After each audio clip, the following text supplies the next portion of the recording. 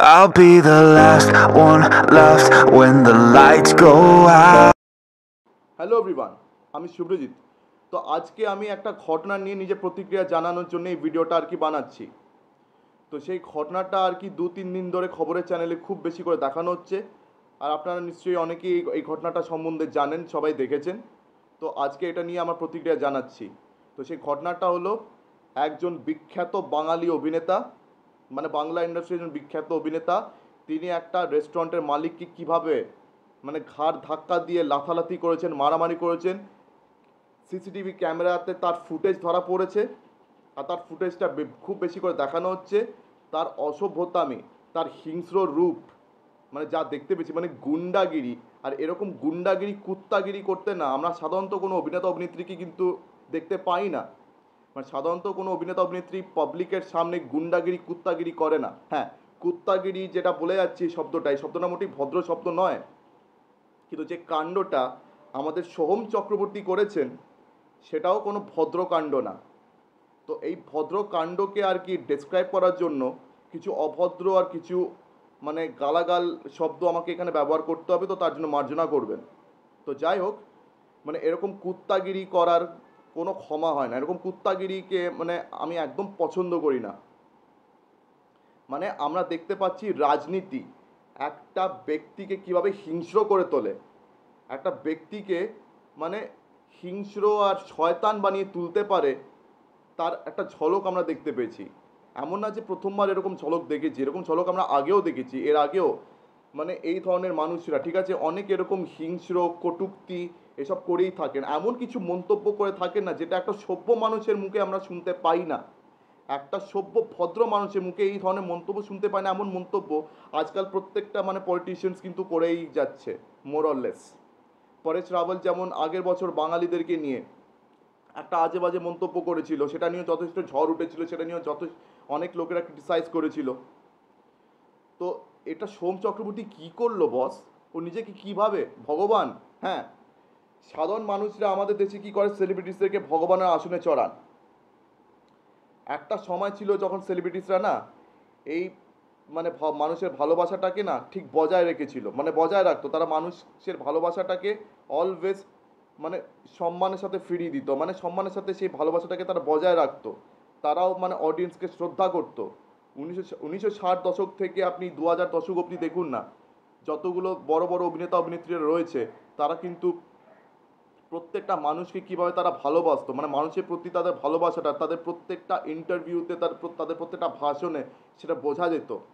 কিন্তু আজকের দিনে সেলিব্রিটিসরা না মানুষকে মানে টেকেন ফর গ্রান্টেড নিয়ে নিয়েছে, মানে ফর গ্রান্টেড নিয়ে নিয়েছে অডিয়েন্সকে আজকের দিনের সেলিব্রিটিসরা। তাহলে আজকের দিনের সেলিব্রিটিসরা মানুষকে কোনো শ্রদ্ধা করে না, ভালোবাসেই না।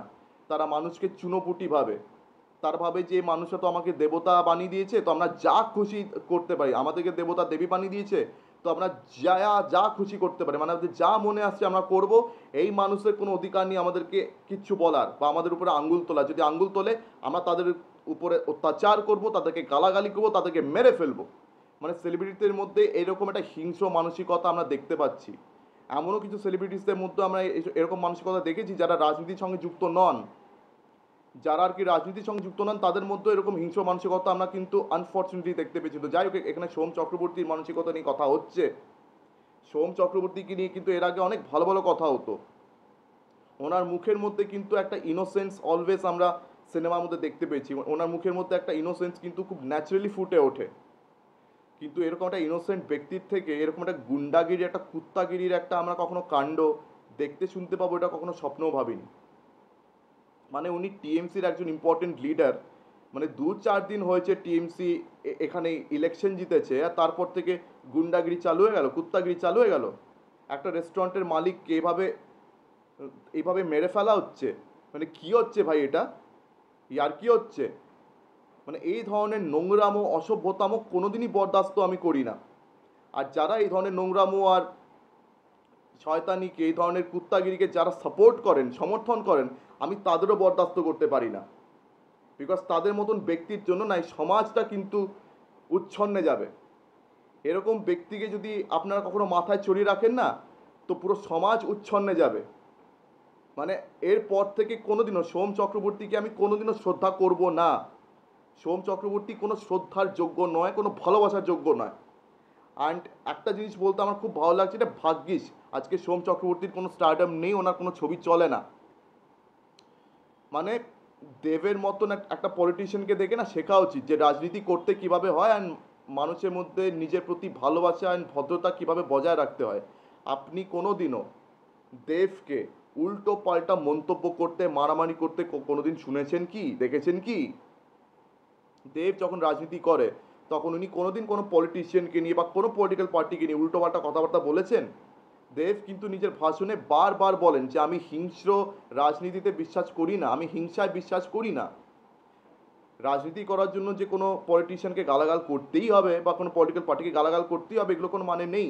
দেব কিন্তু এই কথাটা নিজে প্রত্যেকটা ভাষণে কিন্তু অলওয়েজ বলেন, আর সেটা উনি মেনটেনও করেন। মানে উনি একটা নিজের ক্লিন ইমেজ অলওয়েজ মেনটেন করে এসছেন।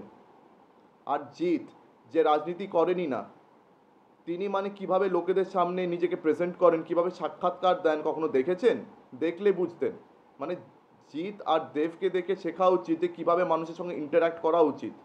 যতগুলো বাংলা আর কি সেলিব্রিটিস রয়েছে, মানে যারা ফিল্ম ইন্ডাস্ট্রির সঙ্গে যুক্ত বা ফিল্ম ইন্ডাস্ট্রির সঙ্গে যুক্ত নয়, এরকম প্রত্যেকটা সেলিব্রিটিসের কিন্তু দেব আর জিৎকে দেখে শেখা উচিত। আর বাংলার যারা আপকামিং অভিনেতা অভিনেত্রী বা যারা একটা সময় স্টার সুপারস্টার ছিলেন, পাবলিকের সঙ্গে ইন্টারাক্ট করার আগে না তাদের উচিত দেব আর জিতের কথাটা ভাবনা ভেবে রাখা, দেব আর জিতের কথা ভাবা তাদের উচিত। বিকজ দেব আর জিৎ যেভাবে পাবলিকের সঙ্গে ইন্টারাক্ট করেন, যেভাবে আর কি ওরা ব্যবহার করেন, তো তাদেরকে দেখে বাংলা সেলিব্রিটিসদের শেখা উচিত। মানে সোম চক্রবর্তী এমনিতেও দেবের আশেপাশেও আসতে পারেন না স্টারডামের ক্ষেত্রে, আর আজকে উনি দেখিয়ে দিয়েছেন যে উনি আসলে একজন খুবই অসভ্য, অভদ্র, একটা গুন্ডা, একটা মানে আস্ত কুত্তা। মানে কুত্তা, কুত্তাগিরি শব্দটা গালাগাল, কিন্তু এরকম অনেক শব্দ আমাকে এখানে ব্যবহার করতে হচ্ছে, কেননা এর মতন মানুষের জন্য যত গালাগাল দিন কম পড়বেন। মানে গালাগালগুলো যথেষ্ট হচ্ছে না, মানে এমন কাণ্ড উনি করেছেন, ওই কাণ্ডর জন্য কোনো ক্ষমা নেই। হ্যাঁ, সোম চক্রবর্তীকে নিয়ে এফআইআর তো লজ হয়েছে, কিন্তু সে এফআইআর লজ হলেই কি মানে সব হয়ে গেল? আপনি ভাবুন তো, যদি সোম চক্রবর্তীর জায়গায় যদি কোনো সাধারণ মানুষ এই কাণ্ডটা করতো, তার সঙ্গে কী হতো? তাকে কি পুলিশে ধরে কি জেলে পুরতো না? তার উপরে থার্ড ডিগ্রি ব্যবহার করতো না? মানে সাধারণ মানুষ হলে যা খুশি তাই করবো, তাকে জেলে পুরবো, তাকে লাঠি পেটা করবো, তারপর থার্ড ডিগ্রি করবো। কিন্তু কোনো ভিআইপি হলে তাদের পা চাটবো, তাদেরকে ভগবান হিসেবে দেখবো, আর তাদের পা চাটবো। মানে পুলিশরা লিটারালি সোম চক্রবর্তীকে কিছুই করবে না, জাস্ট একটা নামকে বাঁচতে এফআইআর লজ করেছে। সোমকে অ্যারেস্ট করেছে কি? তারা অ্যারেস্ট করবে না, বিকজ উনি ভিআইপি, উনি টিএমসির একজন খুব ইম্পর্টেন্ট ক্যান্ডিডেট, ওনাকে অ্যারেস্ট করার তো ক্ষমতাই নেই পুলিশের হাতে। তো ওনাকে অ্যারেস্ট করবে না, ওনার উপরে কোনো ডিগ্রি, থার্ড ডিগ্রি কেন ফার্স্ট ডিগ্রিও ইউজ করবে না, তো ওনার ওই সবে কোনো প্রশ্নই ওঠে না। মানে সোম চক্রবর্তী যা খুশি তাই করবেন, মানে উনি একটা লাইসেন্স পেয়ে গেছেন আবার অসভ্যতামি করার। কিন্তু যাই হোক, পাবলিকের সামনে ওনার এই অসভ্যতামি, ওনার গুন্ডাগিরি, ওনার এই কুত্তাগিরি ধরা পড়ে গেছে। তো এই ধরনের নোংরামো, এই ধরনের গুন্ডাগিরিকে আমি কোনোদিনই বরদাস্ত করি না। আর যে মানুষরা এরকম মানুষকে সমর্থন করেন, সেরকম মানুষদেরকেও বরদাস্ত করা মানে আমার এখতিয়ারের অনেক বাইরে। আপনারা জেনে শুনেও যদি এই মানুষটাকে সমর্থন করেন তাহলে কিচ্ছু বলার নেই। কিন্তু আমি একটা ডিক্লারেশন এই ভিডিওতে এক্ষুনি দিয়ে দিচ্ছি, এবার থেকে সোম চক্রবর্তীর কোনো সিনেমা নিয়ে আমি আর প্রমোশনই করব না। মানে সোম চক্রবর্তী লিড রোলে আছে এমন যদি কোনো সিনেমা হয়, আমি ভাই প্রমোশন করছি না, আর আমি প্রমোশন করবো না। এবার থেকে একে বয়কট করবো। আর প্রত্যেকটা মানুষের উচিত সোম চক্রবর্তীর যে কোনো সিনেমাকে বয়কট করে ফেলার। মানে ভাগ্যিস আজকে সোম চক্রবর্তী কোনো লিড রোল পাচ্ছেন না। একটা সময় উনি দেব আর জিতের কম্পিটিটর ছিলেন 2009 থেকে 13 অবধি, যখন উনি প্রেম আমার করেছিলেন, অমানুষ করেছিলেন। মানে তখন সোম চক্রবর্তী কিন্তু দেব আর জিতের কম্পিটিটর ছিলেন। ওনার কিন্তু অনেকগুলো সিনেমা সাকসেসফুল হয়েছিল, সুপারহিট হয়েছিল। আজকের দিনে ওনার সিনেমা কেউ দেখে না। তো ওনাকে তো এমনিতেই মানে অডিয়েন্স বর্জন দিয়েছেন, তো এখন বর্জন দিয়েছেন, তো সঙ্গে সঙ্গে রাজনীতিতে নেমে কুত্তাগিরি চালু করে দিয়েছেন উনি। অসাধারণ, অসাধারণ। আর শুধু সোম চক্রবর্তীই নয়, আরও অনেক মানে পলিটিশিয়ানস এমন আছেন, টিএমসি হোক বা যে কোনো আর কি পলিটিক্যাল পার্টি হোক আমাদের বাংলায়, যারা এই ধরনের অসভ্যতাম করছেন। হ্যাঁ, গুন্ডাগিরিও তো করছেন না, কিন্তু অনেক অসভ্য কথাবার্তা বলছেন। এই যেমন সায়ন্তিকা ব্যানার্জিও যা খুশি তাই বলে যাচ্ছেন। আর কৌশানী মুখার্জিকে তো আপনারা শুনেইছেন, মা বাবার নাম করে কীরকম গুন্ডাগিরি উনি করছিলেন। তো এই ধরনের আর কি মন্তব্য, এই ধরনের কথাবার্তা, এই ধরনের জিনিসপত্র আজকের দিনে সেলিব্রিটিসদের থেকে আমরা দেখতে পাচ্ছি। তা একটা সময় ছিল যখন সেলিব্রিটিসরা না মানুষকে ইম্পর্টেন্স দিত, তো আজকের দিনে সেলিব্রিটিসরা না মানুষকে পায়ের জুতোর সমান ভাবে যে এইসব মানুষকে লাথাবো, এসব মানুষকে যা খুশি করবো, এইসব মানুষের কোনো অধিকার নিয়ে আমার উপরে আঙ্গুল তোলা, যদি আঙ্গুল তুলতে যায় তাদেরকে মেরে ফেলবো। মানে সৌমের উপরে যদি কেউ এখন মানে আইন কানুনি পদক্ষেপ নেওয়ার চেষ্টা করে, তো হয়তো দেখা গেল যে তাকে হয়তো জেলে পুরে দিল বা তাকে হয়তো মেরে ফেললো, তার পিছনে গুন্ডা লাগিয়ে তাকে উড়িয়ে দিল। এই ধরনের জিনিসপত্র কিন্তু আনকমন নয়। হ্যাঁ, এটাও সত্যি কথা যে সোম আর কি পরে ক্ষমাও চেয়েছেন, উনি ডেফিনেটলি ক্ষমা চেয়েছেন, উনি নিজে ভুল স্বীকার করেছেন, কিন্তু সেটা যথেষ্ট নয়।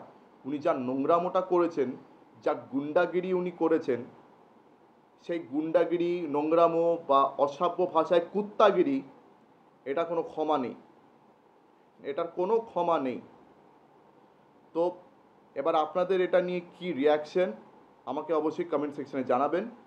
আর আগেই থেকে আমি আবার বলছি যে যা অসভ্য ভাষা এখানে ব্যবহার করছি তার জন্য মানে দুঃখিত, আমাকে মার্জনা করবেন। কিন্তু এই ধরনের ঘটনাকে আপনি যতই গালাগাল দিন, এই ধরনের ঘটনাকে আর কি যাই ডেসক্রাইব করাই যাবে না। মানে এই ধরনের ঘটনাকে ডেসক্রাইব করার জন্য প্রত্যেকটা গালাগাল কম পড়ে যাবে, মানে এত অশ্রাব্য, এত নোংরা এই ঘটনা। তো যাই হোক, মানে এটা নিয়ে আপনাদের কি রিয়াকশন অবশ্যই কমেন্ট সেকশনে জানাবেন। আর আমার ভিডিওটা যদি ভালো লেগে থাকে তো অবশ্যই লাইক করুন, শেয়ার করুন, আর আমার চ্যানেলটিকে অবশ্যই সাবস্ক্রাইব করে দেবেন। তো আজকের দিনের মতন টাটা, চোখ রাখুন পরবর্তী ভিডিওতে। ধন্যবাদ।